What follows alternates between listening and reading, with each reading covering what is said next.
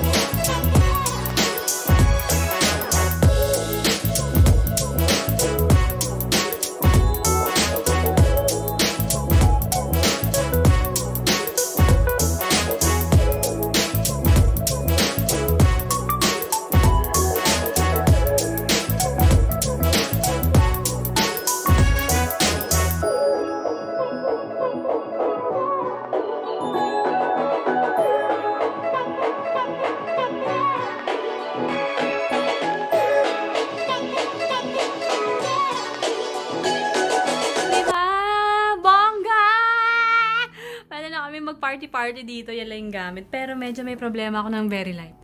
Medyo bitin dun sa baba. Pero diba, di mo naman na mapapansin yun. Ito ng ano dyan, ma'am. Oh, siya. Tingnan natin yung mapipili nating kulay. Kasi alam ko may pwede kang gawing kinemerot dito sa remote na yan. Yeah. Surprise, diba? Kasi hindi pa natin nakikita yung nakapatay yung ilaw eh. Surprise na ba yung kulay? Para kang tanga. Ito na! Amazing, isn't it?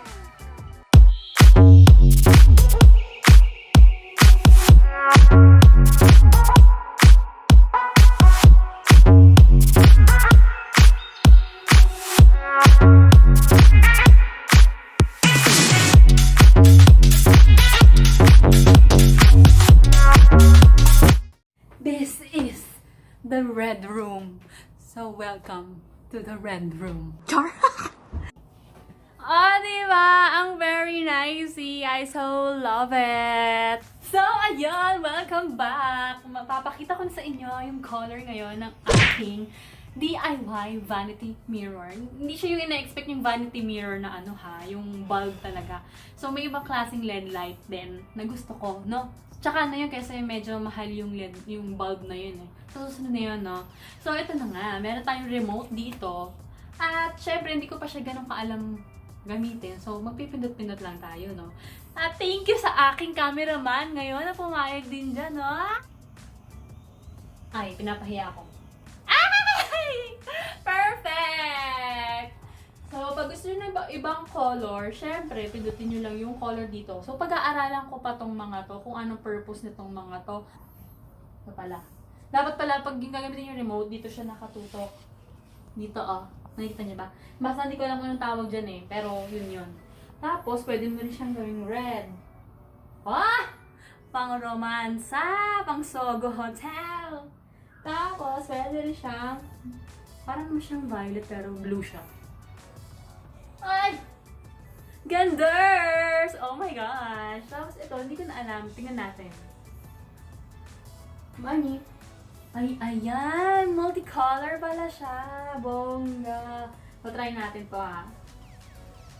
So, ayan siya. Meron siyang blue and green. Bali, dun lang siya naglalaro sa color na to. Red, green, and blue. So, combination pala tong mga to. Mamili ka lang. Tapos, ay, ito parang perfecto. Oh, pak, pak, pak, pak, pak. Tapos may flash. Tignan natin kung ano yung flash. Ito siya.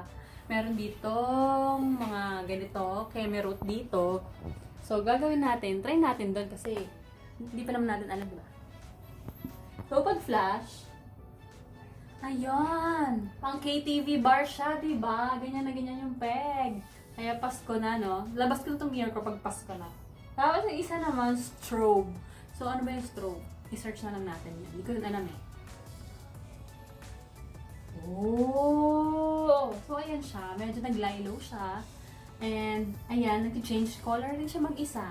Diba? Kung ayaw mo ng steady na color lang. Tapos, pag fade naman, syempre, from the word itself, fade. Ayun na yung nangyari. Nag-fade ba? Parang hindi naman. Fade. Ay, ganun lang siya. Ganun yung fade niya eh. Mag-timing niya lang. And the last one is smooth. Ay, wah! Ganun pala yun. Parang hindi naman siya smooth. Ang sakit niya sa mata. So, gusto ko yung naka-steady lang. And dito, malamang ito yung brightness. Brightness pala. So, tingnan natin. At walang nangyayari. Ah, ayun. So, nadidim din naman siya. Kung silawin ka, gano'n. Tapos kung gusto mo ng pangmalakasan, hindi pang party-party mode ka. Siyempre, dyan tayo sa pangmalakasan. At dito tayo sa favorite color ko. So, ayan!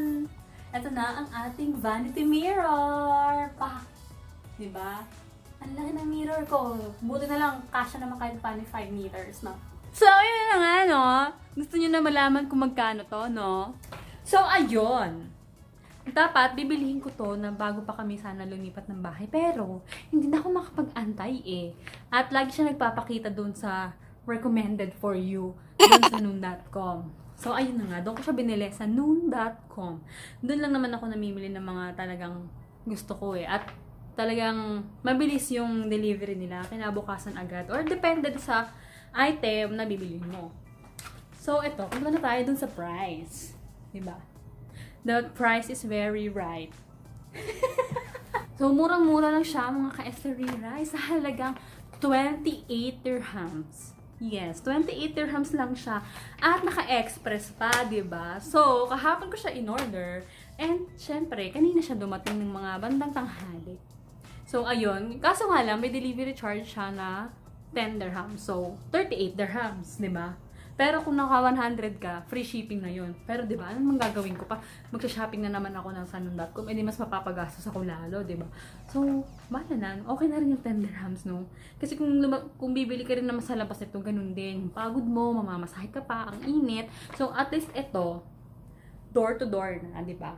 At gagawin mo na lang sa bahay nyo to, diba? Ayan, diba? Ang bongga!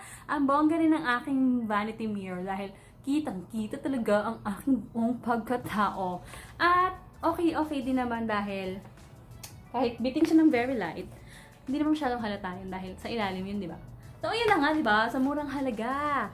28 dirhams, nakabili na ako ng LED lights natin, mga Esteriray. May kasama na siyang remote.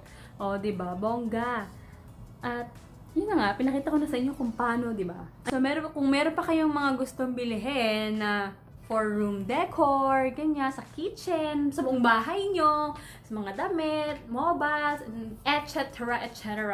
Pumunta lang kayo sa noon.com at napaka-affordable ng kanilang mga items, mga Esteriray. So good na. So, ayun. Thank you for watching mga ka-Esteriray sa ating mga kakikayan. So, see you on my next vlog. See ya. Bye.